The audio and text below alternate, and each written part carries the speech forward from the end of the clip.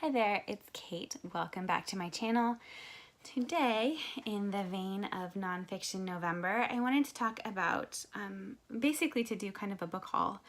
My husband, so he's a tech guy, he works for a tech company, but his particular tech company also works with books. I don't know how to say this without giving it away.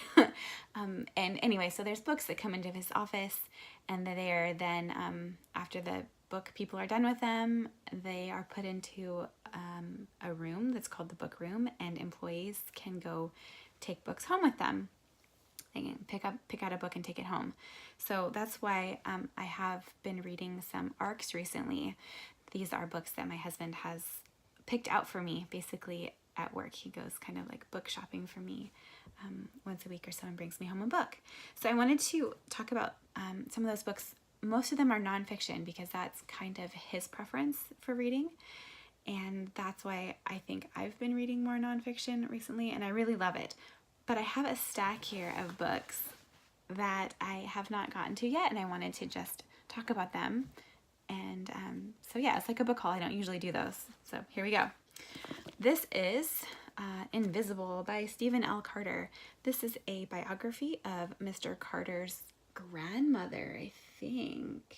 Yeah, his grandmother, who was a black female lawyer who was part of the team that took down in the 1930s, a mafioso. And so it's about her and her struggles as a black female lawyer, but also kind of this case, I think. I mean, obviously I haven't read it yet, but it sounds super interesting and I'm excited to read it. This came out in October, so it's out already if you want to check it out. This one is called The Invisible Emperor, Napoleon on Elba from Exile to Escape by Mark Broud. This came out also in October.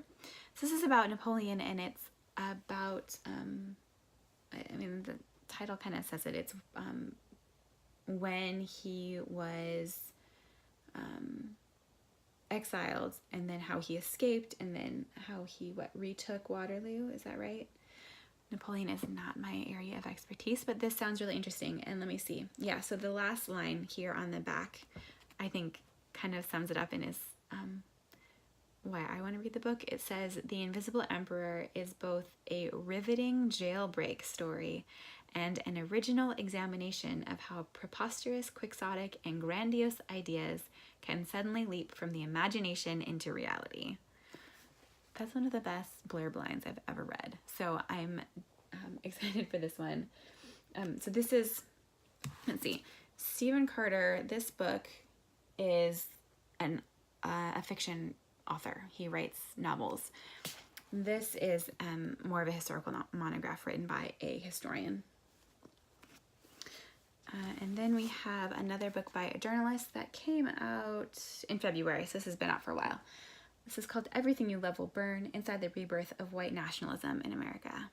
So my husband picked this up for himself to read, which I think he hasn't read it yet, but it sounds really interesting, and it's just exactly what it sounds like. This journalist was reporting the workings of white nationalism kind of as this rise was happening, and so this book is what he experienced. So it sounds exciting and kind of terrifying at the same time. Switching gears, this is not out yet. This comes out in February of 2019. This is called Lady First, The World of First Lady Sarah Polk. So this is also a biography of the First Lady. And so I know nothing about this particular First Lady, but from what I learned on the back of the book, so she was First Lady during the time of the Seneca Falls Convention in 1848, which obviously was one of the first women's rights conventions demanding equal rights for women. So while Sarah Polk was apparently intimately involved with her husband's administration and kind of an and working kind of feminist angles like that, she was adamant that this feminist demand for equal rights was way off base. So there's a lot of contradictions in her life, and this book apparently explicates many of those contradictions. Again, this is written by a history professor, so this is more of a historical monograph, but it sounds really interesting. So that's a good pick. This is Little Dancer, aged 14, by Camille Laurent. And so this is about this model, this little girl who modeled as a ballerina for Degas, and what we know about her, what this author could learn about her, because mostly what we know when we see the painting or the paintings, art history is really, really not my wheelhouse. But all we know is that she's a dancer and her age is 14. So this delves more into her life, which sounds interesting. Sorry, all these books sound interesting. Finally, the last book that I'm going to talk about today is another super historical, like textbooky monograph. The Kingdom of God Has No Borders, A Global History of American Evangelicals by Melanie McAllister, out by Oxford University Press last August. So this looks at, again, this isn't one that my husband got for himself and hasn't read, so it's now mine. This looks at American evangelicalism and takes it out of the context of American politics and recontextualizes it in the arena of the global South. So what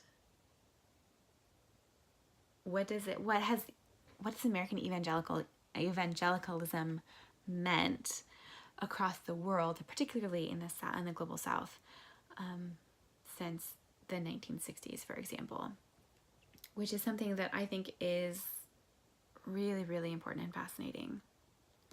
And I think this is one that's going to be hard to read, but will be interesting, especially when paired with some of these other books. I think that some of them go nicely together as far as kind of intersectionality of religion and race and feminism.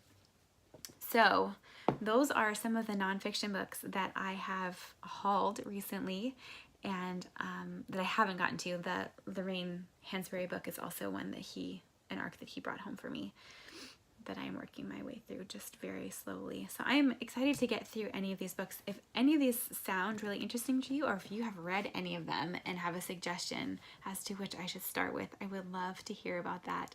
Thank you so much, everybody, and have a good day.